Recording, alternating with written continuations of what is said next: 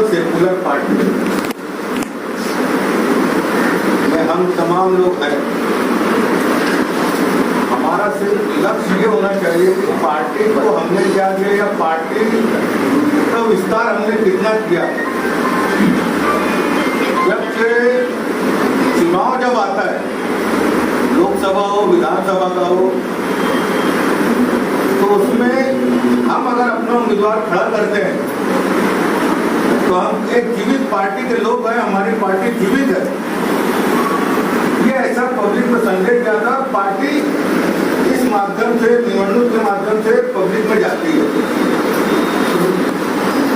दो चुनाव चले गए, हम शून्य रहे, कर्नाटक को छोड़कर बाकी पूरे देश में हम शून्य रहे। क्या आगे जो विधानसभा अपने महानगर पालिका, नगर पालिका, जिला परिषद, पंचायत समिति और ग्राम पंचायत वगैरह जो भी चुनाव होंगे तो उसमें हमारा क्या किरदार होना चाहिए। हम लोग पूरे राज्य से इधर उधर से अपने अपने खर्च से यहाँ पर आते हैं, अपने अपने खर्च से हम लोग पार्टी चलाते हैं। दाता भाव से एक पैसे का कोई हमको सहारा लेना नहीं है और न उससे कोई हमारी कोई अपेक्षा है, ना हम बेंगलोर से चाहते हैं कुछ देना। हम अपने खर्च से सब पार्टी को चला रहे, लेकिन हमारी पार्टी का जो मामला है वो तो शून्य है, कुछ लगता नहीं है। हम जो करते हैं अपने इलाके में, अपने एरिए में, अपना अपना जो कार्य करते हैं, बस वही हमारी अपनी पहचान है। तो अपने अपने एरिए में हम राज्य स्तर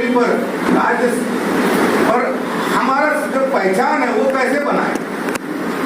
अब जैसे कहा गया कि कोई ऐसा प्रश्न लो जो पूरे महाराष्ट्र का हो, कभी बताए शेतकरियों का जो आत्महत्या, ये विषय है।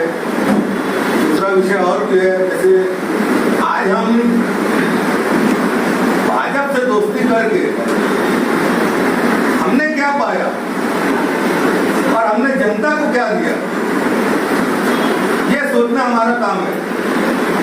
अगर हम ये नहीं सोचे तो फिर राजकारण छोड़ दो। पार्टी को कुछ नहीं मिल रहा है, जनता को हम कुछ नहीं दे पा रहे हैं। और दूसरी बात यह है कि हम भारतीय जनता पार्टी से दोस्ती करके उनके जो बैड काम है, जो गलत काम है, जैसे धारावी का यहाँ झोपड़पट्टी का मामला है और दूसरे इलाकों में जो झोपड़पट्टियों को उखाड़ कर वहाँ पर बिल्डरों को देकर वहाँ पर बिल्डिंगें बनाने का काम कर रहा है, जो जनहित के खिलाफ है, आम जनता के खिलाफ है। तो क्या हम भाजपा से दोस्ती करके ये सब जनहित को छोड़ देंगे क्या? हमें इसको नहीं छोड़ना है, हमें इसको नहीं छोड़ना है। हर एरिया में अब जैसे अभी पावर का है, बिजली का, ये प्रीपेड का आया है, ये भी कौन लोग हैं? सब भाजपा के दोस्त लोग हैं, ज्यादातर जो है वो मोदी साहब के दोस्त लोग लेकर आते हैं। तो हमको किसी को देखना नहीं है, जो काम जनहित के खिलाफ है उसमें हमको लड़ना चाहिए। और जनता के लिए अगर हम लड़ेंगे तो पार्टी हमारी विस्तार करेगी, वो बढ़ेगी आगे। इसलिए मैं कह के अपनी बात खत्म करता हूँ और इस बारे में संजीदगी से सोचो कि हमने क्या करना है। पार्टी के लिए करना है कि भाजपा से दोस्ती करना है। भाजपा तो पार्लियामेंट चुनाव में हमको फुकड़ भी नहीं पूछी, विधानसभा में भी कुछ नहीं पूछी। हमारे अपने एरिया में भाजपा का, उसकी मित्र पार्टी का कोई उम्मीदवार नहीं था, मगर हमको टिकट नहीं दिया गया। 162 वोट से MIM का उम्मीदवार हमारे एरिया में चुन के आता है, सिर्फ ओनली 162। हम टिकट लेने आए थे यहाँ पर, 10 लोग खर्चा करके अपने खर्चे से आए थे।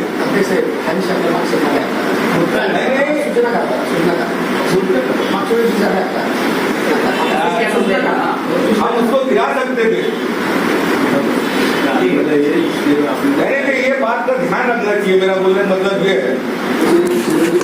डॉक्टर अब्दुल खान साहेब उपस्थित आहे आणि सांगण्याची मोठी की त्यांनी शेवटपर्यंत आपल्या पक्षाची प्रामाणिक राहिली, पक्षाची विचारधारा सामान्य माणसापर्यंत पक्षात असताना त्यांचं पुढे झालं म्हणून त्यांचा वारसा सक्षमपणे पुढे चालवतात आणि आपल्या पक्षामध्ये काम करण्याची आणि तो विचार पुढे देण्याची भूमिका त्यांनी आपल्याकडे मांडली। आणि मी विशेषतः 2 व्यक्तींचा आभार मानेन या ठिकाणी। ते माजी आमदार आपले दोन राधानगरीचे पाटील साहेब, शंकर गोंडे पाटील साहेब, त्यांचे चिरंजीवी आपल्या पक्षात आहेत, अनेक वर्ष काम करतात. आणि दुसरे आपले ज्येष्ठ नेते गौरव गोडसे साहेब, यांचे चिरंजीवी विजय साहेब आपले उपस्थित आहेत. दोन माजी आमदारांचे चिरंजीवी आज आपल्या पक्षामध्ये काम करतात. आणि एवढं वय असताना सुद्धा पटणे साहेब आपल्याला नेहमी सातत्याने मार्गदर्शन करतात. आपल्या या वयात सुद्धा आपल्या पक्षाच्या बरोबर आहे आपल्याला मार्गदर्शन करतात. म्हणून विशेष मी त्यांचं पटणे साहेबांचं विशेष आभार मानेन. आणि आपल्या पक्षाच्या वतीनं देश पातळीवरती काम करणारे ललितदादा रुणवाल आपले जुने सहकारी आहेत. VP सिंग साहेबांचे अत्यंत विश्वासू सहकारी आहेत, आपल्या सगळ्यांना माहिती आहे. ते सुद्धा या बैठकीला उपस्थित झाले. त्यांचं सुद्धा मनापासून मी आभार मानतो. निलेश भाई, तुम्ही सुद्धा उशीर आला, त्याबद्दल तुमचं पण आहे. बाकी सगळ्यांचं मी आभार शेवटचे मानणारच आहे. परंतु मला या विशेष मानलं पाहिजे की वडील नसताना सुद्धा ह्या पक्षाबरोबर राहण्याची भूमिका या पाटील साहेबांनी, पुरी साहेबांनी घेतली. त्यांचे विशेष मी आभार मानतो. मध्ये साहेब बरोबर की नाही, कारण सत्ता गेल्यानंतर मग माणसं इकडे तिकडे जातात, परंतु ते गेलेले नाही, ते आपल्याबरोबर राहिलेले आहेत. आणि युवकांचं म्हणून आपलं डॉक्टर अफजल खान साहेबांचं मी युवक आघाडीच्या राज्याच्या कार्याध्यक्षपदी निवड सगळ्यांची संमती असं गृहीत करून किंवा आहे असं आहे ना. आणि तुम्ही अगदी थोडक्यात दोन विचार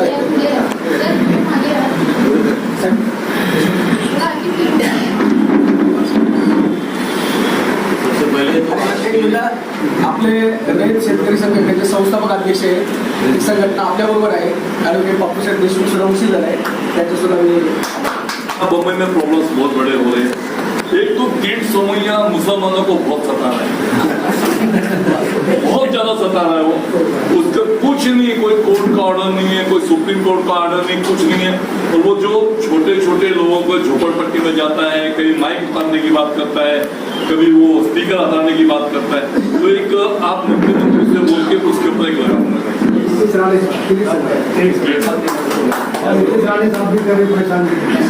दूसरा साहब, मुंबई में थोड़े इलाके हैं, भोवंडी, शिवाजी नगर, मालवनी और कोई 2-3 इलाके हैं, उसमें ड्रग्स का बहुत चल रहा है. उसके नाम में ड्रग्स का बहुत चल रहा है. ये छोटे छोटे बच्चों को पकड़ते हैं, उनको पहले सिखाते हैं और पुलिस कार्रवाई करती है. ऐसा नहीं है मुंबई की पुलिस कम है, कार्रवाई करती है, लेकिन किसके ऊपर? नशेड़ी के ऊपर. वेंडर पे कार्रवाई नहीं करती, जो व्यापारी है उसको नहीं पकड़ती. तो एक आप माननीय मुख्यमंत्री को एक निवेदन जनता दल